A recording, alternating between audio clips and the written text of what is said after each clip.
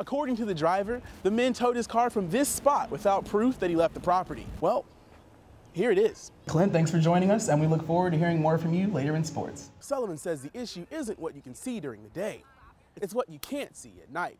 UNC's computer network is tightening security. While police haven't set a specific time to reopen the road, Kathleen, here's a look at how a town council decision could affect how close to campus students can park.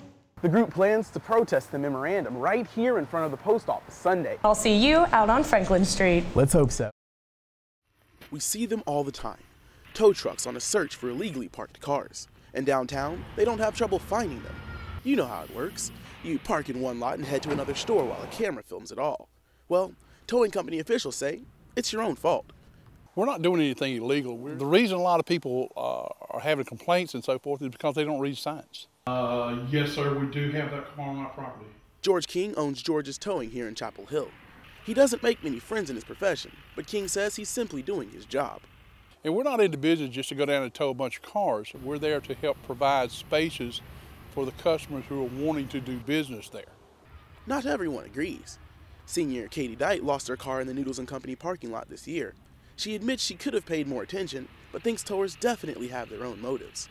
It just seems like they sort of stalk you, and I think they know that students are kind of looking for a place to park, and they know it's easy to tow. Dyke isn't alone. Since April, police have received 20 complaints claiming companies like King's are engaging in predatory towing. But is that true? In these specific cases that I mentioned, these all appear to be within the ordinance. According to the town's 2008 towing ordinance, businesses must post signs that clearly mark towing areas, towing companies must report towed vehicles to police within 30 minutes, and companies can't charge you more than $100 to take back your car. King says what he's doing is completely legal, and he doesn't plan on quitting. So, if you don't want to end up here, pay attention to where you're parked. You take a chance, you're subject to be towed. And that's a message he wants to be heard loud and clear. In Chapel Hill, I'm Patrick Wright, Carolina Week. They have their eyes on downtown Chapel Hill, and I do mean all of it. Well, the guys at George's Towing say nothing. Not even the town's new ordinance will keep them from putting your car behind bars if you don't do the right thing. We have a new slogan on our business. It's called illegally parked, legally towed. It came after months of predatory towing complaints to police. A new towing ordinance increased the towing fee and required more warning signs in parking lots, among other things. Towers say the ordinance is unnecessary since they aren't preying on anyone. There's nothing predatory about what we do. We wait until we're called, we come down, then we verify via camera that they walked off. But they call us predatory towers, and that's not what we are. Some residents don't agree. This man, who refused to speak on camera, spent 20 minutes arguing with King and Edwards, saying the men towed his vehicle illegally. According to the driver, the men towed his car from this spot without proof that he left the property. Well, here it is.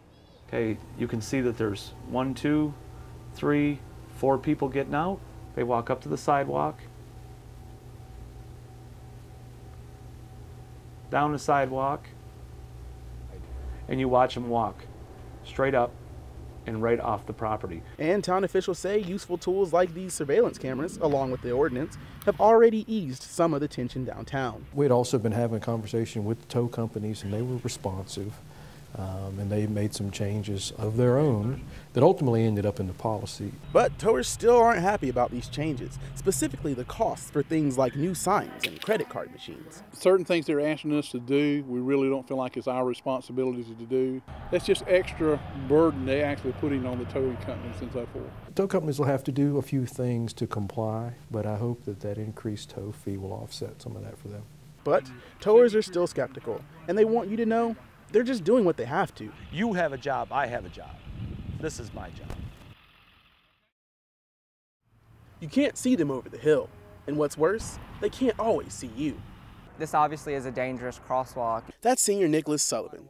He's the chair of Student Government's Student Safety and Security Committee. Sullivan's committee helped launch a $19,000 project to remodel this crosswalk across from the Smith Center. A company will repaint the lines, put up new signs, and install solar-powered crossing beacons to make it safer for pedestrians. The problem for some students, they're footing most of the bill. I'm not too happy. $19,000 seems excessive for a crosswalk. Crosswalk's pretty clear and easy to see during the day. Well, Sullivan says the issue isn't what you can see during the day, It's what you can't see at night.